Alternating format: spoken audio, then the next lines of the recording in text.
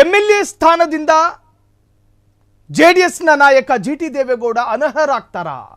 ಜಿಟಿ ದೇವೇಗೌಡರನ್ನ ಶಾಸಕತ್ವದಿಂದ ಅನರ್ಹ ಮಾಡಬೇಕು, ದಲಿತ ಸಂಘಟನೆಗಳ ಒಕ್ಕೂಟದ ವತಿಯಿಂದ ಒತ್ತಾಯ.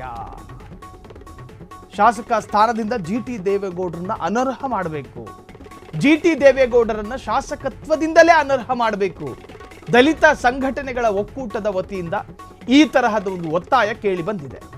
ವಿಧಾನಸೌಧದಲ್ಲಿ ಜನಪ್ರತಿನಿಧಿಗಳ ಮುಂದೆ ದಲಿತರಿಗೆ ಅವಮಾನ ಆಗಿದೆ. ಶಾಸಕ ಜಿಟಿ ದೇವೇಗೌಡರಿಂದ ದಲಿತರಿಗೆ ಅವಮಾನ ಆಗಿದೆ. ಕೂಡಲೇ ಅವರನ್ನ ಶಾಸಕ ಸ್ಥಾನದಿಂದ ಅನರ್ಹ ಮಾಡಬೇಕು ಎನ್ನುವಂತಹ ಒತ್ತಾಯಗಳು ಕೇಳಿ ಬಂದಿದೆ. ಜಿಟಿಡಿಗೆ ರಾಜಕೀಯವಾಗಿ ಬೆಳೆಯಲು ದಲಿತರು ಬೇಕು, ಆದರೆ ಈಗ ಬೇಡವಾದ್ರ ಬೆಳೆದ ಮೇಲೆ ದಲಿತರಿಗೆ ಅವಮಾನ ಎಷ್ಟು ಸರಿ? ಜಿಟಿ ದೇವೇಗೌಡರು ಸಾರ್ವಜನಿಕವಾಗಿ ಕ್ಷಮೆ ಕೇಳಬೇಕು. ಜಿಟಿಡಿ ಕ್ಷಮೆ ಕೇಳದೇ ಇದ್ರೆ ಅವರ ಮನೆಗೆ ಮುತ್ತಿಗೆ ಹಾಕ್ತೀವಿ ಅಂತ ಹೇಳಿ ದಲಿತ ಸಂಘಟನೆ ಥ್ರೆಟ್ ಮಾಡ್ತಾ ಇದೆ.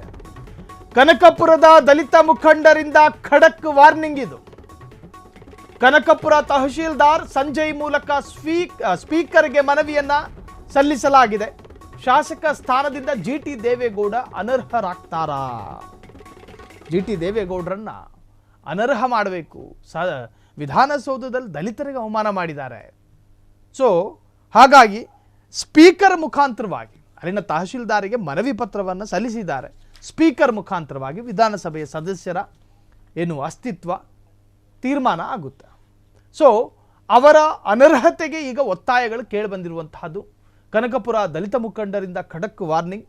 ಒಂದು ಕಡೆ ಒಂದು ವೇಳೆ ಅನರ್ಹ ಆಗದೇ ಇದ್ದರೆ ಜಿಟಿ ದೇವೇಗೌಡರ ಮನೇನ ಮುತ್ತಿಗೆ ಹಾಕ್ತೀವಿ ಎನ್ನುವಂತಹ ಥ್ರೆಟ್ಟು. ಸೊ ಜಿಟಿ ದೇವೇಗೌಡರು ಅನರ್ಹರಾಗ್ತಾರಾ ಎನ್ನುವಂತಹ ಚರ್ಚೆ ಈಗ ಜೆಡಿಎಸ್ ಬಂಗಲಿಯಲ್ಲಿ ನಡೀತಾ ಇದೆ. ಕ್ಷಣ ಕ್ಷಣದ ಸುದ್ದಿಗಳಿಗಾಗಿ ಫ್ರೀಡಂ ಟಿವಿ ಸಬ್ಸ್ಕ್ರೈಬ್ ಮಾಡಿ, ಲೈಕ್ ಮಾಡಿ ಹಾಗೂ ಫಾಲೋ ಮಾಡಿ. ಹೊಸ ಸುದ್ದಿಗಳ ನೋಟಿಫಿಕೇಶನ್ಗಾಗಿ ಬೆಲ್ ಐಕಾನ್ ಮೇಲೆ ಕ್ಲಿಕ್ ಮಾಡಿ.